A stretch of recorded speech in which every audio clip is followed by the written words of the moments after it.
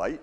It's my testimony story of coming to know Jesus. There's a couple left. And the second one is called Into the Desert. Okay, I wrote this about the years of my life, 1979 to about 1979. And this one is Into the Desert, when the road to heaven feels like the path to hell.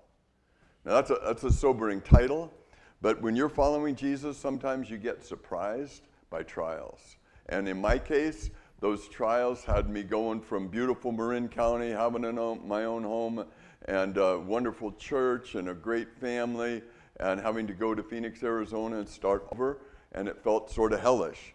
I had a pastor who at one time, put him in there, one time I'd show up at his house and he'd be singing the Lord and going out evangelizing and everything, and then 10 years later he was angry, became like a Saul because he got involved in sin, didn't confess it, and his whole spirit began to change, and it became very ugly, and he had to be removed from ministry when his sin was revealed.